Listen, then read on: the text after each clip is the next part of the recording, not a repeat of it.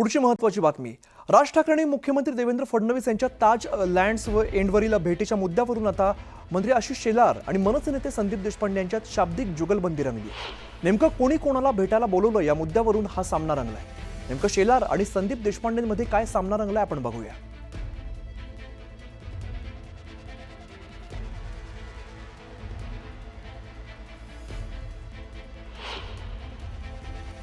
झालीच असेल तर दोघे कुठेतरी वेगळ्या ठिकाणी भेटल्याच्या बातम्या आहेत आणि गेलेच असेल तर मुख्यमंत्र्यांना कोणी भेटू शकतं, संजय राऊत सुद्धा उद्या भेटू शकतात।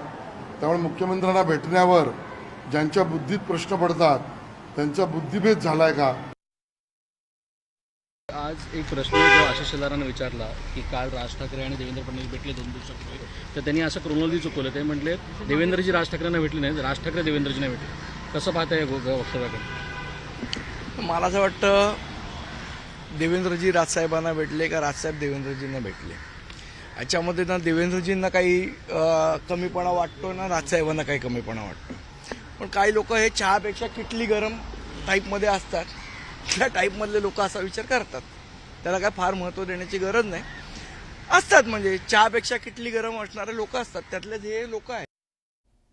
बातमी नाशिकमधून। नाशिक जिल्ह्यातील मनमाड पोलीस ठाणे हद्दीत एका व्यावसायिकाच्या घरावरती दरोडा टाकण्यात आला होता। तब्बल 1200 तोळे सोनं आणि काही सोन्याचे दागिने सोबत 8 लाख रुपये चोरीला गेल्याची तक्रार पोलीस ठाण्यामध्ये दाखल करण्यात आली होती। या घटनेचे गांभीर्य ओळखून पोलिसांनी तात्काळ गुन्हा दाखल करत पुणे शोध पथकाच्या माध्यमातून दरोडेखोरांचा शोध सुरू केला। नाशिक ग्रामीण पोलिसांनी अवघ्या 5 ते 6 दिवसांमध्ये या दरोड्यातील तिघांना अटक केलेली आहे। तब्बल 1 किलो 6 तोळे सोनं पोलिसांनी हस्तगत केला असून इतर गुन्ह्याची देखील माहिती पोलिसांकडून घेतली जाते। अटक केलेल्या तिघांपैकी राजेश शर्मा याच्यावरती 27 गुन्हे, तर संजय गायकवाड याच्यावरती 8 गुन्हे, तर राकेश संसारे याच्यावरती 4 गुन्हे दाखल आहेत।